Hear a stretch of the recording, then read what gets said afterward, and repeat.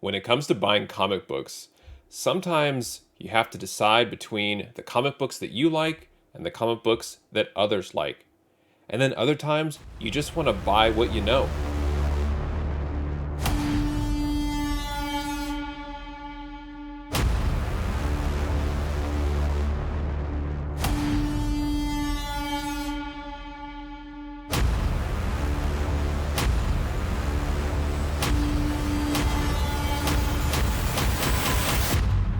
Hey there, today I have a comic book unboxing video for you. And this particular order from Mile High Comics is filled with comic books that I have purchased before. I have previously bought these comics. I have previously bought them from Mile High Comics, in fact. And I have talked about this on the channel a little bit in terms of buying what you like versus what other people like.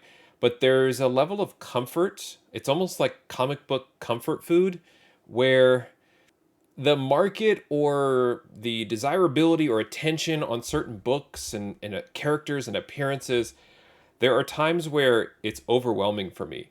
I find it difficult to constantly be keeping up with the market, the changing values of books, and which books influencers and flippers are secretly in sort of these Facebook group back office sort of communication things. What are they all scheming against? And there's a lot of times where I just want to kind of relax, do my own thing. And whenever I retreat from all of that madness, I almost said nonsense, I want to kind of lean on either organizing my own collection or finding books that I know I can hunt for and find, books that I know have value. And in the case of Mile High, some of these books are books that I know I can target over and over at a particular price point, and it's always good value. So this order is filled with some of those books. So you might have seen them before on previous videos, but it's really around just bringing me as a hobbyist and as a collector and as a buyer a sense of just sort of calming satisfaction. Like, these are the books I know, these are the books I know to look out for, and these are the books that I pick up. And I'm curious if you experience the same thing when you're going to an LCS or a comic book show. There's all this prep work that you might do either digitally, physically, or maybe you have kind of a mental game plan. You're like, these are the books I'm going to look for. This happened to me the other day when I went into a comic shop near me. I was laser focused on a particular book, and they didn't have it in stock, and I walked out with six back issues. And it was just because I was looking at titles that I like and books that I owned as a kid. And I just wanted to walk out with a piece of nostalgia. And it's that little extra bit of comfort when you're dealing with books that you know, stories that you like, characters that you love. And it's just a nice break from the reality of the market. And that's one of the things I love about comic books is you can play in different eras and you can play with different strategies. And a lot of times, my go-to is just buying the same books. And that's not to say that that's some sort of weird strategy. There is a benefit to that. Certainly, if you know books that have value and you're continually buying them and you're able to sell them or grade them or just add value to your collection, it's a good thing. But the other thing that I do is when I'm buying books, and I tend to buy them one at a time instead of 5, 10, 25 at a time. But when I start to accumulate multiple copies, that's where I start to sit down and evaluate what am I going to do with these 3 to 5 copies of this particular book.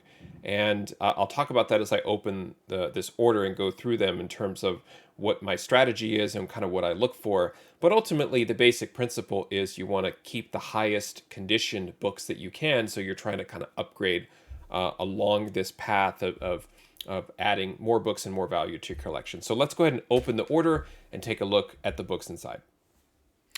All right, here we go. This is a little bit of an older order. This was one that was shipped back in early January for me from Mile High Comics in this nice FedEx envelope. As I always say, when you go to order from Mile High, you have the option to have your books shipped to you via USPS or FedEx It's the same cost, which should be 0 once you purchase enough books and cross the threshold for free shipping. And once that's unlocked, I always choose FedEx over USPS. So here we go. Let's go ahead and get this order unpacked.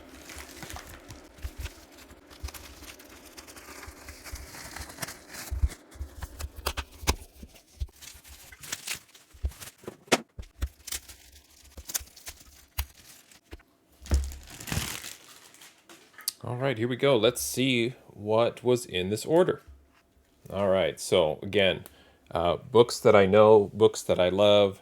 This is Uncanny X-Men 155. This is a newsstand copy. So with Mile High, they do break out newsstand versus direct. This book I sold, and I think I sold a little prematurely, too quickly, I would say. And I wanted to replenish my stock. I didn't have this book in my inventory, and was just like scratching my head at my sale price, and was like, I think I let that go pretty much for what I paid for. So I got my money back, but it was a book that I think could have been pressed up into a higher grade. So I want to take a look. I don't know if I'll grade all of these, but some of these, there's at least a few in this order that I do want to take a look at a bit more closely. So again, all of these books were ordered from Mile High Comics in near mint condition, or N apostrophe mint. So let's take a look and see. So at first glance, it has a feel of at least a 9.4, just giving it a quick once over. There's a couple of little dots or something right there in Corsair's arm. So that's interesting, and I want to open it up too and just see if it goes through the book.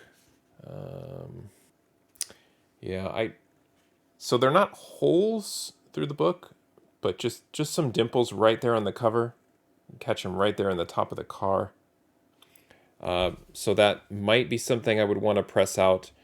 That's unfortunate, and it looks like it could benefit from a press anyway. There are some slight creases here, and a very, very subtle little crease up here near the spine, up and down. On the back, let's look at the spine here. The spine looks really nice. It's this corner right here that's a problem. Right there, you can see it's just slightly crunched. So we've got a crunched corner along with those dimples. And that's where I'm probably leaning towards 9.2 with the press. And here's the other side of that corner.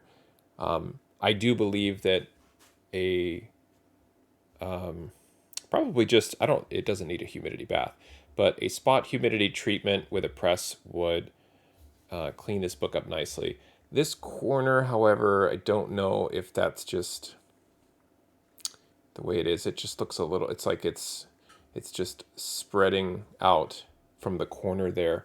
So that's unfortunate. But I feel like if I could give this a very, very nice press, I don't think it needs to be cleaned either. I might just give it one wipe down just to be on the safe side. But I feel like it probably maxes out at a 9.6, possibly 9.8. It's a really, really strong copy. Unfortunately, the way it is now, with the dimples and the corner being a little crunched, it's in that 9.2 to 9.4 category. And anytime I get into that territory where I'm like, I feel like it's in between grades. I mean, I feel like I have seen 9s that are in way worse shape than this. So do I really want to say 9.2? It feels like it's a 9.4. But sometimes I feel like, well, just to be on the safe side, I'll downgrade it once. So again, I'm just finding other little creases in here. So it's not particularly as flat as you'd like to see for a 9.4, 9.6. So I'm going to go ahead and give it a 9.2. Again, that is a very, very strong high-grade copy of X-Men 155. So because of the potential of the book to be pressed and the value and age and so forth, I'm going to put it in a full back, and I am going to mark it clean and press, just because I don't think I would really ever send it in for grading without at least wiping the back down with distilled water. Again, just a light wet cleaning to see if I could get just some of that surface dirt off. But the colors, especially the front, I don't think really, the front that does not need to be touched at all. I'm looking at Storm's hair. Very, very vibrant and striking and solid front cover. Just the back has just some very, very light traces and remnants of dirt there. So very, very strong. Midtown, I will tell you from my data, is trending towards 9.2 for their average grade and not 9.4. And I don't know if I'm grading too harshly. I love it here once I rebag and board it. I don't know if I'm grading too harshly or not, but it's right in that sort of like 9.3, 9.2, 9.28, 9.29, somewhere like right around there is kind of where they hover.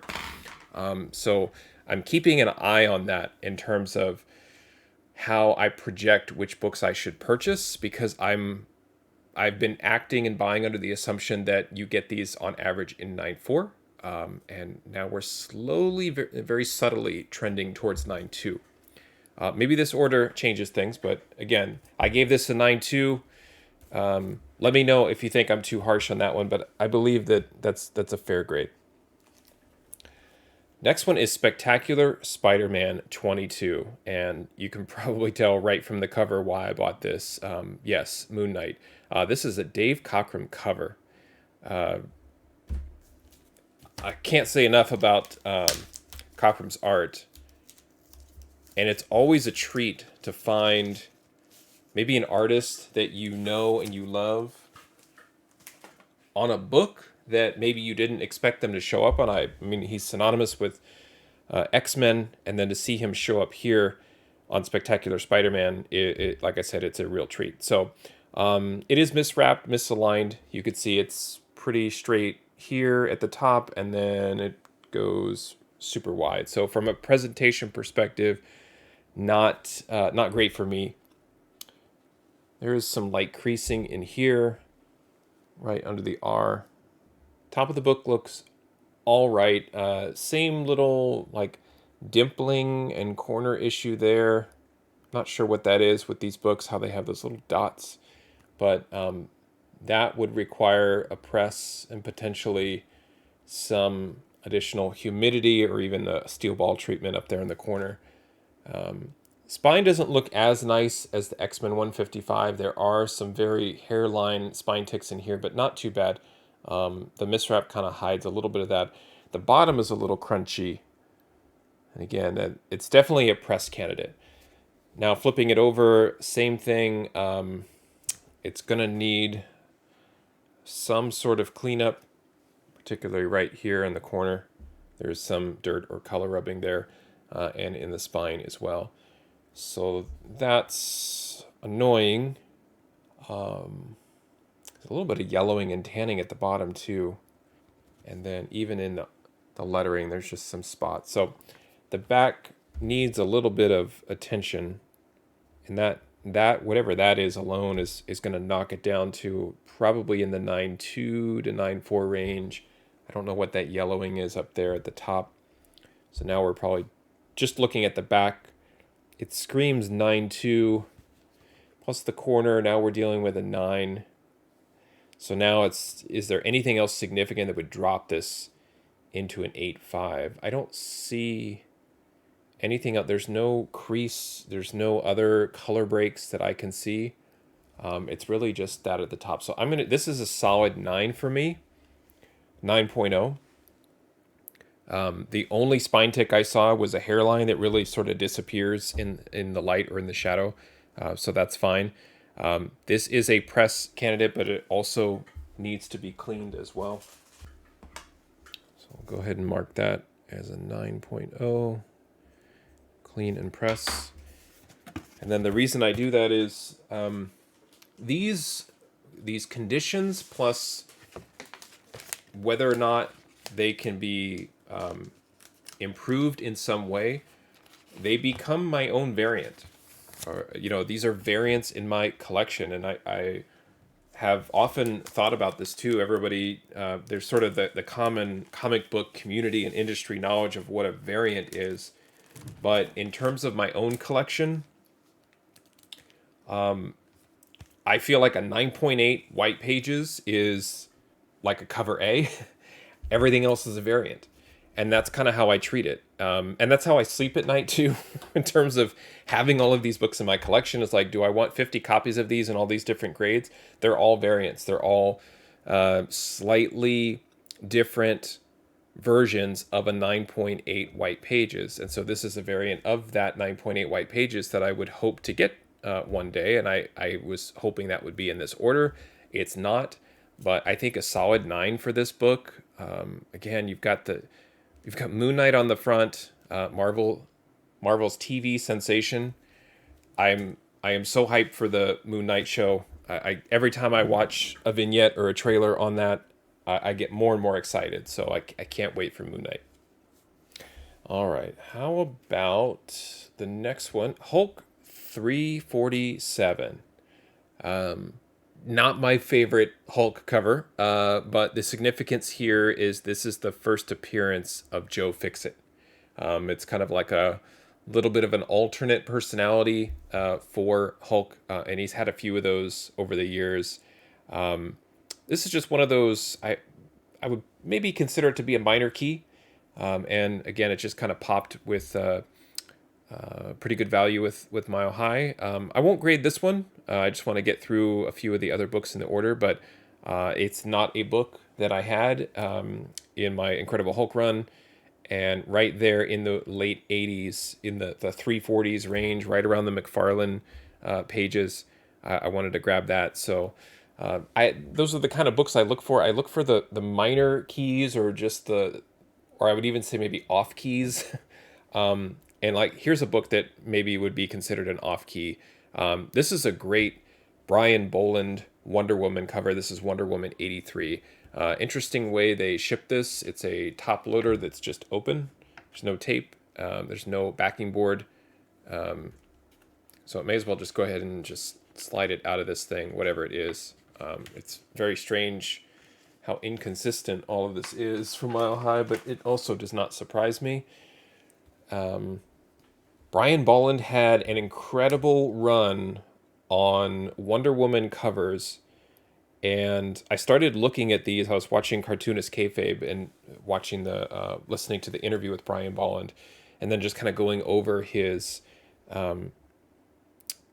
just sort of his portfolio across comics. And sometimes I forget that he did these runs on covers. It's a really unfortunate position that Wonder Woman is in there. And honestly, I think that's why this book has value. I don't collect these sorts of covers, but I do try to collect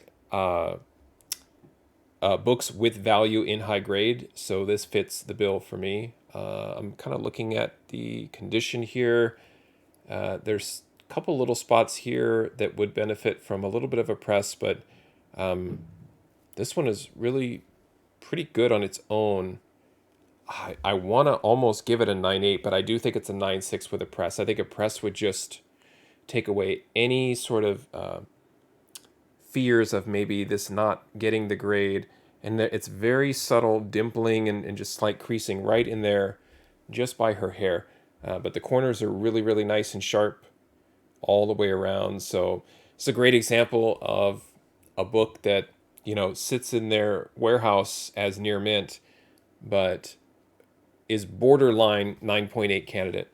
But again, just to be fair, we'll go ahead and give it a 9.6 and say that could be put through a quick press, and it should pop right out as a 9.8. And I will go over the order analysis, what I paid for these books, so you can kind of see when I talk about minor keys, off keys, but then just books of value.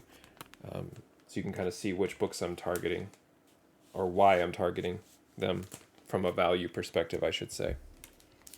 All right, that looks a little bit better than the thing they mailed it in. Okay, how about Wolverine 24? This one, Jim Lee cover. Madripoor in play here. So has a lot of things going for it from a speculation perspective. But that's just a great cover. That's love the colors, the kind of oversaturated look. It's wonderful. All right, this one I'm going to hold off on examining in detail. Let's look at a couple others.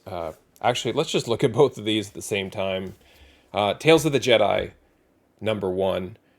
This is exactly what I was saying before. Is sometimes just it's buy what you know, but also buy where you know it exists at a good price. I haven't looked recently to see if these are still in stock at Mile High Comics, but I did finally send my 9.8 candidate off to CGC for grading of Tales of the Jedi so that I can once and for all figure out if I have a 9.8 officially graded slabbed in my collection.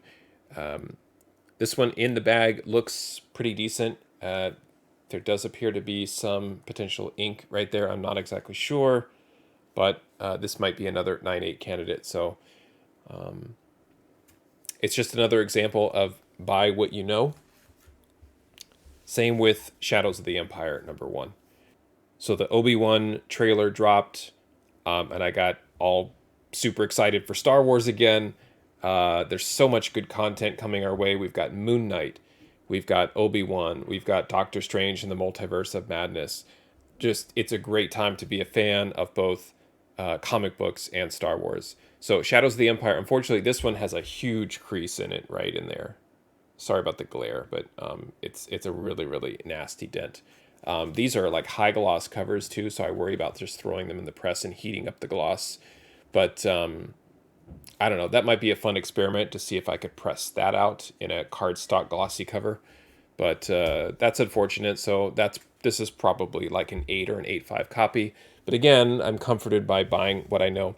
The last book I know of, but I don't have this specific book. And on occasion, I will buy a Silver Age comic from Mile High Comics and take a chance. This was the most expensive book in this order. This is Submariner 36, and I do want to take it out of the bag and board and take a look.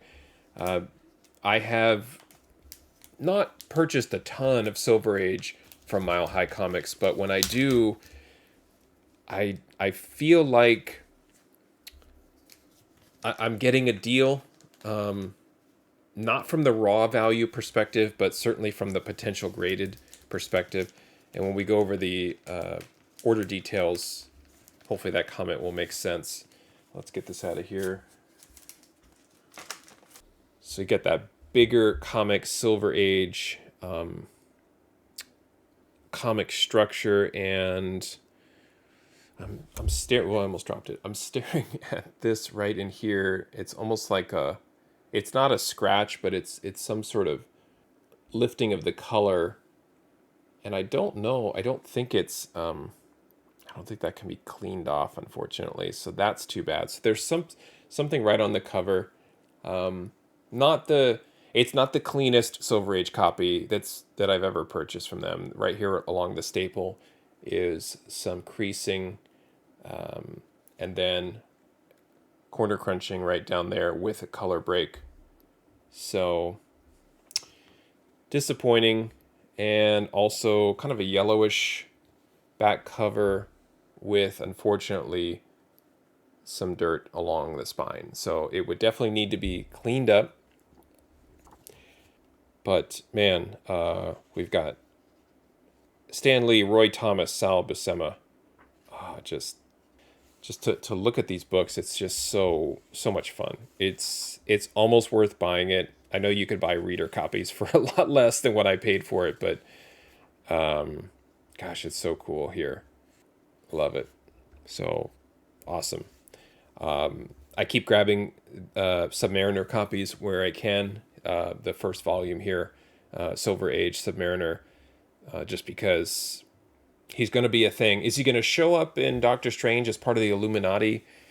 I don't know. I don't know. God, that would be such a reveal right there. And then everybody's waiting for Submariner to show up in Black Panther 2. So I don't know if that would be, kind of spoil his arrival in Wakanda Forever. But it's just inevitable that Namor's showing up. So I like to grab a lot of these because I feel like across the board, this first volume from the Silver Age and a lot of his earlier books they're just gonna they'll probably all take a little bit of a bump. So you may as well just grab them now. In terms of the grade itself, like I'm looking at it going, I have to be realistic. What would I grade this book?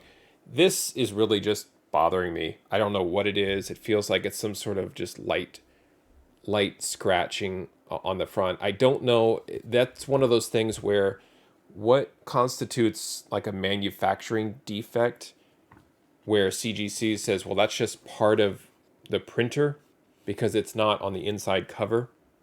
It's just part of the what a printer caused or some sort of printing, so we're just going to ignore that.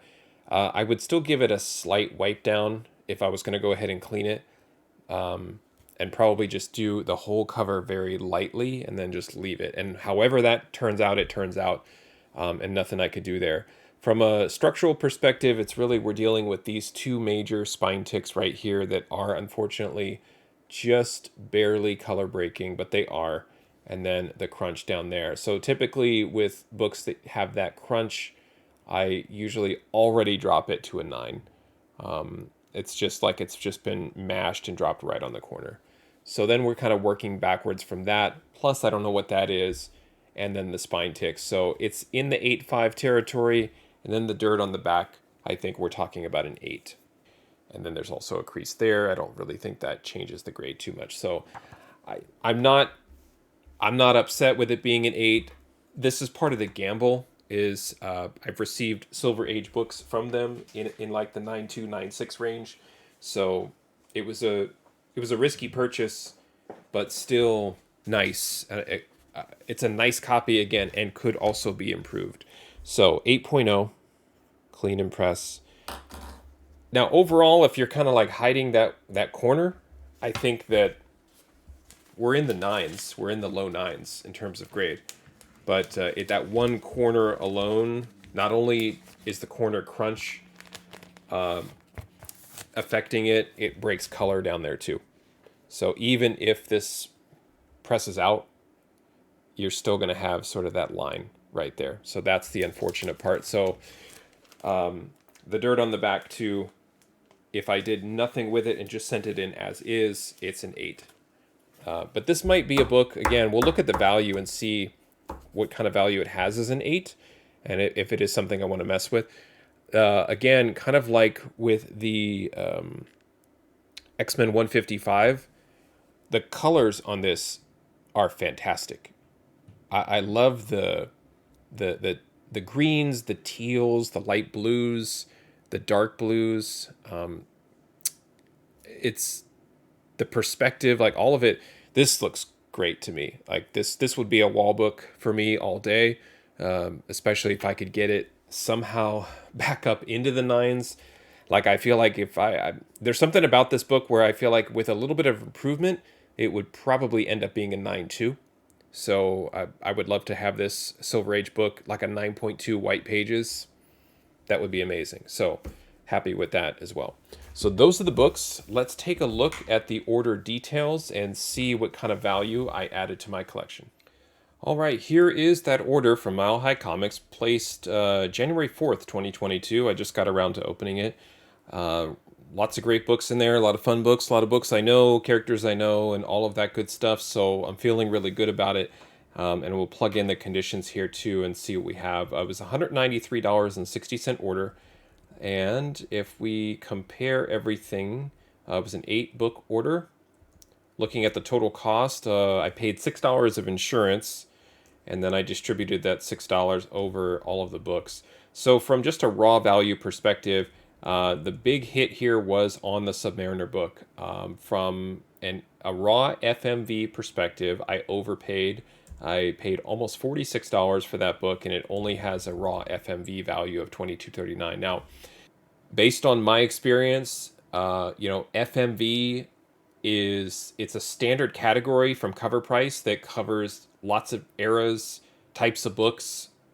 It doesn't really distinguish between like cardstock and newspaper and you name it, right? So that's kind of why the fair market value is lower for older books, because most of those are not in great condition, and then it's just pulling back data, like just sale data from eBay and other sources, to come up with that fair market value. I'm not trying to apologize for the book, for me paying basically twice as much for the book, but I'm just saying here, when you see the CGC potential, that's why I do it. I will keep saying it. Mile High is not my place for flipping books. It is for high grade investment purposes only. Occasionally you can get a good flip in there, but I don't look at it that way. You could look at Wonder Woman 83 and say you should buy 10 of those and flip them and make $11 per flip. Again, it's not what I do. But that was the big winner here, I guess, from an FMV perspective, where I paid $24.75, and it's currently carrying a $36.19 fair market value.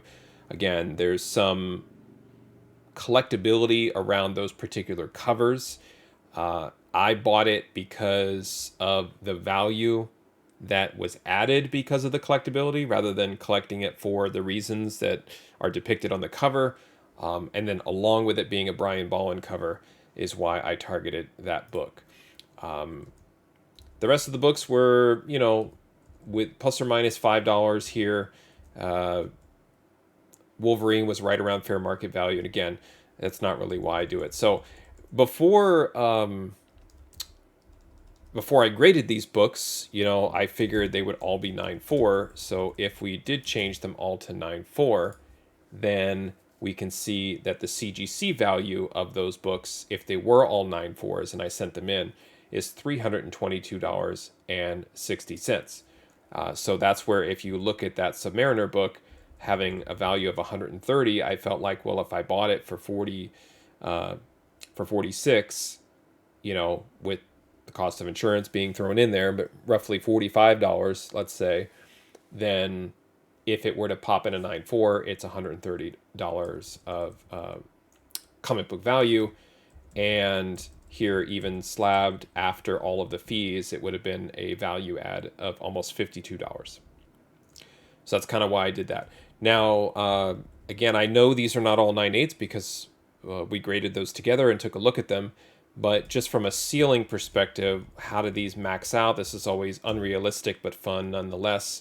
If these all came back in a 9.8, maybe if you think, well, you could press them all and clean them all and they'd all be 9.8s, whatever helps justify your purchase, I'm okay with. But you can see the astronomical values here, $825 on that Submariner. So again, that's where I'm like, boy, if you kind of get lucky on that one and maybe squeeze out a 9.6 somehow, you certainly have value. And just for fun, what is it in a 9.6? It is 170. So a huge jump from 170 to 825. And that's just, because of the era of the book being Silver Age.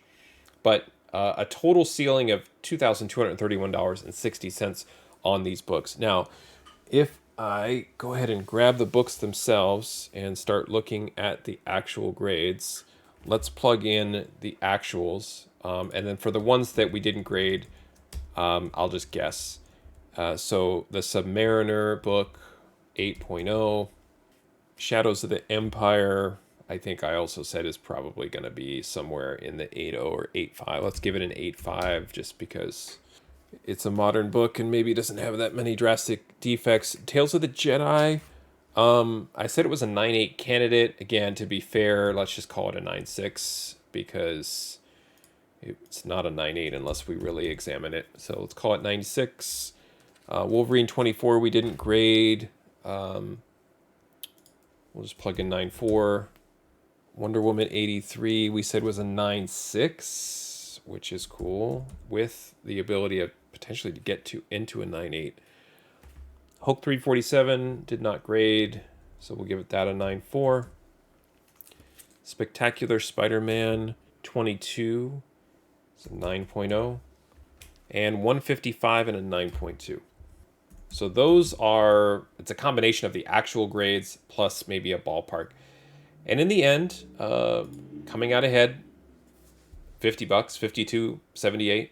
So not terrible. One of the things that I try and do is I try, again, things that help justify the purchase. I tell myself, well, maybe if I at least get my money back, will it be okay? And so that's part of the risk assessment that I do with the books that I buy is I try not to buy books where if they don't come in at the high grade, then it's a complete loss. I don't want to say I've never done that, but I try not to. I try to, again, trust the seller, trust the process, trust my analysis, and be able to find books online and invest in them where, in a worst case scenario, I can get my money back. So, in order to get my money back, it would take a little bit of time and effort, which I understand, but I could take all of these books that have a particular grade and get them graded by CGC and have them come back. I should be able to sell them and still make a little bit of a profit. That profit would probably be eaten up by selling fees, but I could get my money back. So that's where the risk is really low. So that's kind of my strategy, if you will. Again, whatever you want to call it, to justify your purchasing, your comic book habits, and so forth. But just looking at low risk, value driven purchasing decisions. And that's kind of what I target. And also, it just feels good to buy the books that you know. Again, it's that comfort food that I love about the hobby. It's nostalgia, it's great creators, great stories, great characters. I love all of it. And a lot of times it just makes me feel good to kind of reinvest in the books that I know. There you go. Thanks for watching. Happy collecting, and see you next time.